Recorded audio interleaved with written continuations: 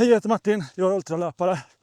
Och det här är första filmen i en liten serie jag tänkte göra om prylarna jag använder för ultralöpning. Både på och utanför banan. Jag är ingen expert, men jag har sprungit ett antal ultralopp på allt från 50 km till 100 miles. Så jag vet vad jag gillar. Och jag tänkte prata om vad jag har valt och varför jag har valt de prylarna. Jag tänkte börja med den prylen jag får i särklass flest frågor om. Skor. Så häng med, så ska vi prata skor.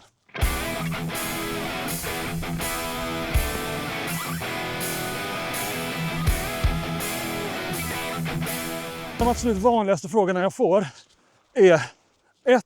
Vilka skor använder du på loppet? Och 2. Behöver man trailskor för det här loppet? Och mitt svar på den andra frågan är nästan alltid någon variant av ja, ska du springa trail så behöver du trailskor. Det finns absolut många lopp där man kan komma undan med vanliga asfaltskor.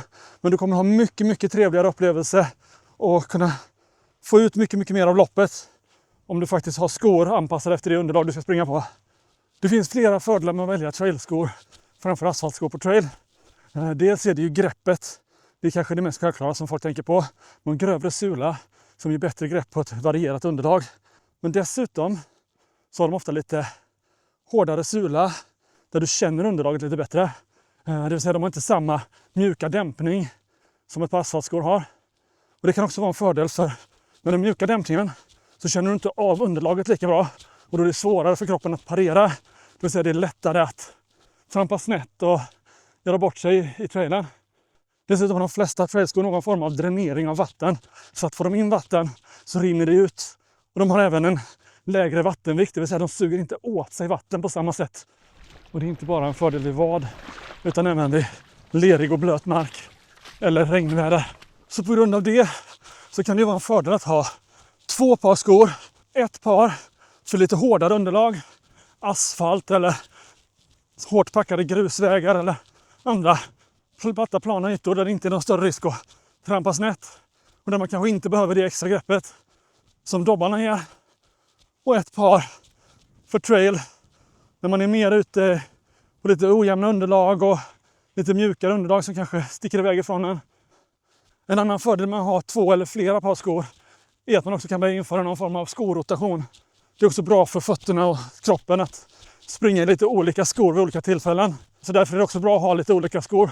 Man kan variera passen och man kan variera skorna, vilket varierar belastningen på kroppen och inte sliter på samma ställen varje gång hela tiden. Och med de lite allmänna tankarna om vilka skor man behöver så är det dags att gå in på mer specifikt vilka skor jag använder.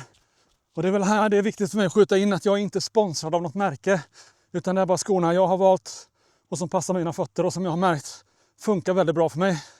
Så med det sagt springer jag nästan uteslutande i Altra-skor. Och Altra har gjort sig kända för ett par saker. Att de har 0 dropp i sina skor.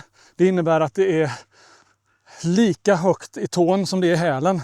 De har alltså ingen lutning i sulan. Många traditionella skor har ju en högre häl än tådel. Vilket ger mer dämpning på hälen. Och är mer förlåtande vid så kallad hälisättning. När man springer med fötterna långt framför kroppen och sätter i hälen först. Och dundrar det i den. Och det är ju någonting jag försöker undvika. Jag försöker sätta i fötterna mitt under kroppen. Och helst då på mittfot eller framfot. Även om det blir lite häl så länge den hamnar mitt under kroppen. Det är det viktigaste för mig. Då blir det inte samma hälidundring och inte samma bromsande effekt heller. Altra-skorna är även naturligt fotformade. Det innebär att de har en bred tåbox som låter tårna spreta ut när man springer och faktiskt låter den flexa tårna bättre än vad vanliga traditionella skor. Många skor är ju väldigt smala i tårna, både löparskor och vanliga skor, och det pressar ihop fötterna. Och jag tror att det är viktigt och jag har märkt att sen jag börjat använda sådana här skor så har mina tår gått isär och jag kan använda dem mycket bättre. Jag kan jobba med dem och jag tror att det bidrar till att jag sällan är skadad. Ta i trä. Jag hade mycket problem när jag sprang i vanliga skor tidigare. Jag hade problem med vader och skenben och knän och allt möjligt. Dels är jag naturligtvis noga med foamrollingen, vilket också hjälper till med det där. Men jag tror att även skorna faktiskt hjälper till och att ha ett naturligt och avslappnat löpsteg. Vilket tillåter mig att springa långt utan att slita på kroppen mer än nödvändigt. Baserat på det jag sa tidigare om att ha olika skor för olika underlag. Jag har även olika skor för olika tempo. Så vad har jag då specifikt för skor? Och de allra flesta trail-lopp och längre träningar springer jag i Altra Lone Peak. Jag har flera olika modeller av Lone Peak, alltså från 7 upp till 9 plus. Det är en väldigt bra sko tycker jag för allround också. Den tillåter mig att springa ett antal kilometer på asfalt utan att det blir något problem. Så lopp som innehåller både trail och asfalt, det är det absolut Lone Peaksen jag springer i. Sen ett vanligt undantag är Åkulla, Bocksten, Trailrun. Då springer jag i Altra Superior som är mina mer tempo-trail-skor. De har en lägre dämpning, en lättare sko, men den har inte riktigt samma grepp för den har inte lika bra dobbar. Och den är också väldigt stum om man springer på asfalt. När det kommer till asfalt så springer jag i Altra Turin som mina mjukare, lugnare skor. Lite längre rundor och lugnare ränder. Det är även ett par bra recovery-skor. Jag har även ett par Altra Escalante som är mina snabbare asfaltskor. En väldigt lätt sko med enormt tunn sula och väldigt lite material i. Så den väger väldigt lite. Så det är min snabbare asfaltsko.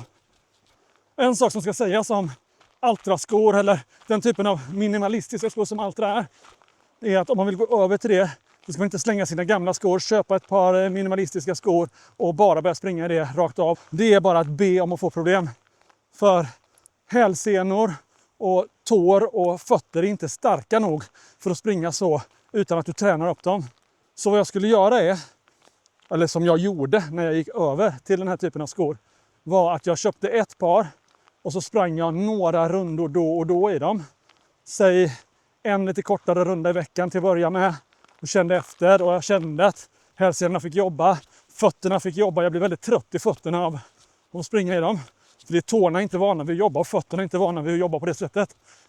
Så det är viktigt att tänka på att börja försiktigt så man inte skadar sig och sen slänger sina minimalistiska skor och aldrig mer springer i dem. Utan räkna med att det finns en viss skaderisk i början och det tar ett tag att vänja upp. Och sen sakta kan man vänja sig och efter ett tag så kan man springa alla sina rundor i minimalistiska skor och då kan man göra sig av med sina vanliga skor. Och efter hand byter ut skorna i rotationen mot nya minimalistiska skor. Nu för tiden efter att ha sprungit ett antal år i Altra och minimalistiska skor så har jag även bytt ut mina vanliga vardagsskor mot ett par riktiga barfotaskor. De är inte bara minimalistiska utan de är verkligen supertunn sula. Ingen dämpning utan bara mer för att ge lite bättre grepp och skydda mot stenar och glasbitar och annat vasst som ligger på marken. Skorna jag går i till vardags är från Xero. Ja, det är ett par löparskor egentligen men jag använder dem som vardagspromenadskor. Så för att sammanfatta, jag tycker man ska prova sig fram med skor. Prova lite olika märken och se om du hittar något som passar dig. Och på långa lopp och ultralopp ska man även räkna med att fötterna sväller en del. Och det gör ju inte skorna.